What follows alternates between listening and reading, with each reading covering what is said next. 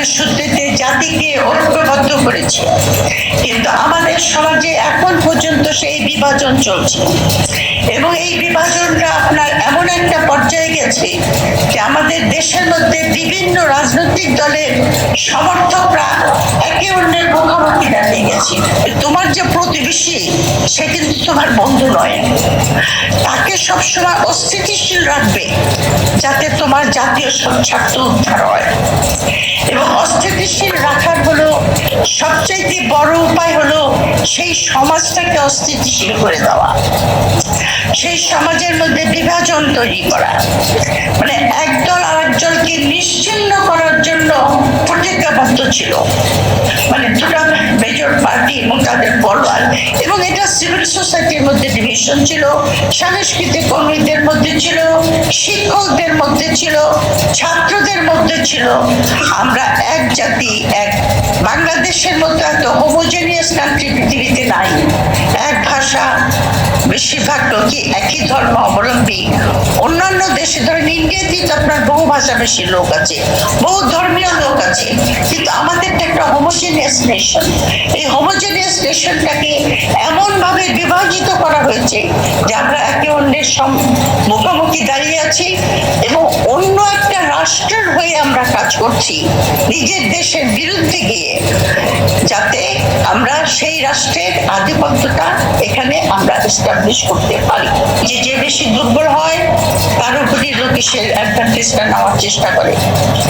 বাংলাদেশের ক্ষেত্রে যেটা হয়েছে বিশেষ করে এখন, এবং এটা আমাদের যে কিনোট স্পিকার উনি বলেছেন যে পরিবর্তন, বৈশ্বিক পরিবর্তন এবং যা প্রেক্ষিত বাংলাদেশে এখন, সেখানে বাংলাদেশ এখন একটা অত্যন্ত সংকটময় মুহূর্তে দাঁড়িয়ে আছে। বাংলাদেশের যে আপনার আধিপত্যবাদ জিনিসটা কি, আজকালকার যুগে আপনার মধ্যযুগে যখন একটা রাষ্ট্র আর একটা রাষ্ট্রকে দখল করতে চাইতো তখন তারা সামরিক শক্তি দিয়ে দেশটাকে দখল করে নিত, একদম মানে ফিজিক্যালি দখল করত। কিন্তু এখন একটা দেশ আর এক দেশটাকে দখল করে সেই দেশটার যে সমস্ত প্রতিষ্ঠান আছে সেগুলির উপরে দখলদারি করা এবং সেই দেশের জনসাধারণের যে সাইকি বা তাদের যে মনোমানসিকতা সেটার উপরে আধিপত্য স্থাপন করা, ওইটা কিন্তু সাংঘাতিক গুরুত্বপূর্ণ, যেটা সাধারণত করা হয় আপনার কালচার বা সাংস্কৃতিক আগ্রাসনের দ্বারা। যেরকম ব্রিটিশ যুগে যারা আপনার এলিট শ্রেণী ছিল তারা কিন্তু ব্রিটিশদেরকে ভীষণভাবে নকল করত, ওইরকম বাঁকা উচ্চারণে ইংরেজি বলতেন, ওইরকম কাপড় চোপড় পরতেন, ওইরকম পাইপ খেতেন, নিজেদেরকে ব্রিটিশ মনে করত, ইন্ডিয়ান মনে করতো না। অশিস কান্তে একটা বই লিখেছিলেন খুব চমৎকার, সেটার নাম হলো মোস্ট ইন্টিমেট এনিমি, মানে আমার শত্রু কিন্তু আমি তাকে ধারণ করেছি আমার মননে, আমার মস্তিষ্কে। এটাই হলো সবচেয়ে বড় আধিপত্যবাদ। এবং আপনি যখন সেটা করতে পারেন তখন আপনি অতি সহজে সেই রাষ্ট্রের যে সম্পদ, খনিজ বলেন মাটির নিচে বা উপরে, ওই রাষ্ট্রের প্রতিষ্ঠান সেগুলিকে দখল করেন। মানে ওই প্রতিষ্ঠানের লোকজন আপনার হয়ে কাজ করে, মানে অন্য দেশের হয়ে কাজ করে, নিজের দেশের জন্য করে না। মানে একটা সমাজের মধ্যে ইনফিল্ট্রেশন হয়, যেটা চাণক্য নীতিতে পরিষ্কারভাবে লেখা আছে। চাণক্য নীতিতে পরিষ্কারভাবে বলা হয়েছে যে আর একটা দেশকে, বিশেষ করে চাণক্য নীতি কিন্তু এই কথাটা বলেছে যে তোমার যে প্রতিবেশী সে কিন্তু তোমার বন্ধু নয়, তাকে সবসময় অস্থিতিশীল রাখবে যাতে তোমার জাতীয় স্বার্থ উদ্ধার হয়।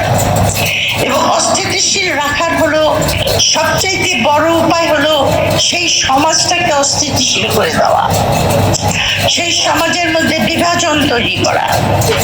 যেমন আপনার বাংলাদেশ হওয়ার সঙ্গে সঙ্গে আমরা দেখেছি স্বাধীনতা বিরোধী, স্বাধীনতার পক্ষ।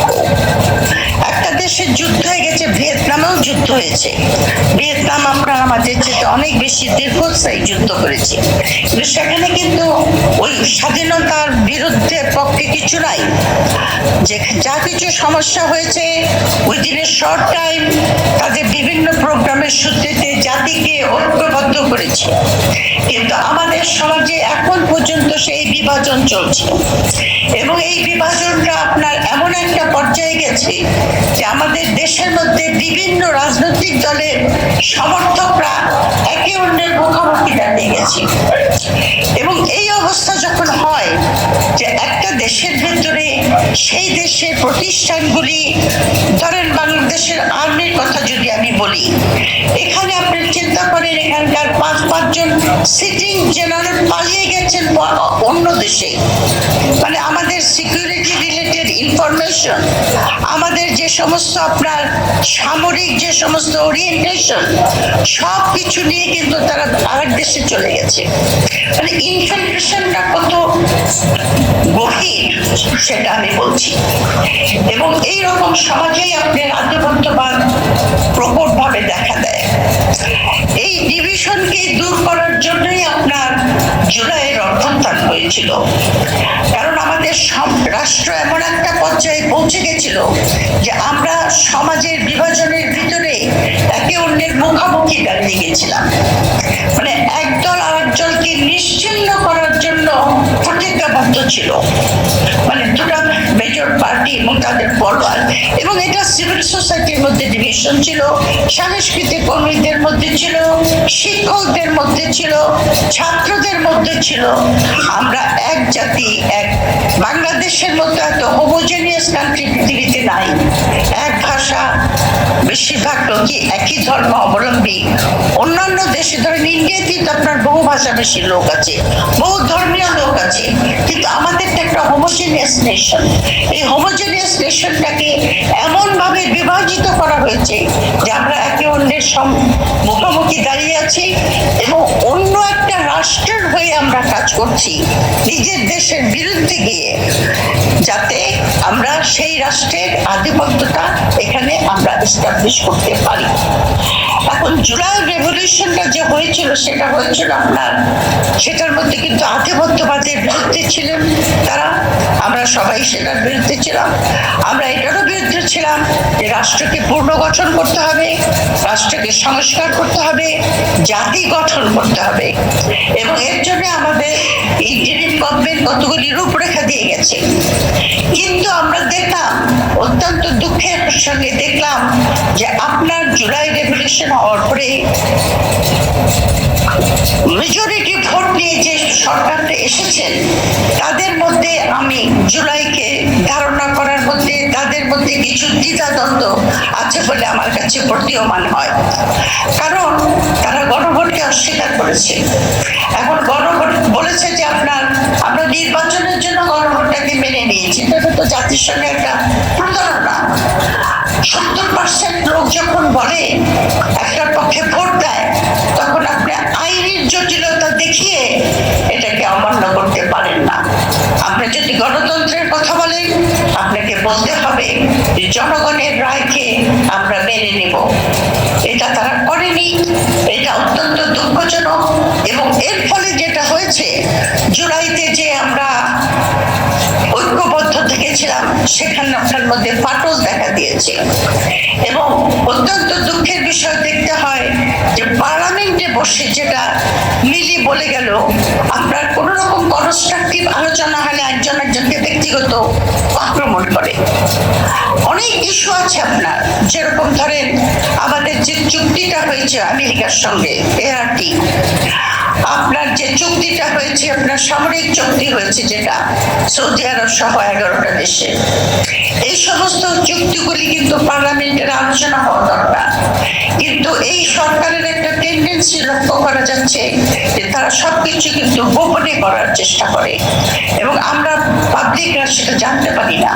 যদিও একটা গণতান্ত্রিক দেশে বাস করলে আমাদের নাগরিকদের অধিকার যে আমাদের সরকার কি কাজ করছে, সেই কাজটা জনগণের স্বার্থের জন্য হচ্ছে না বিরুদ্ধে হচ্ছে, এই জায়গাটাতে আমি খটকা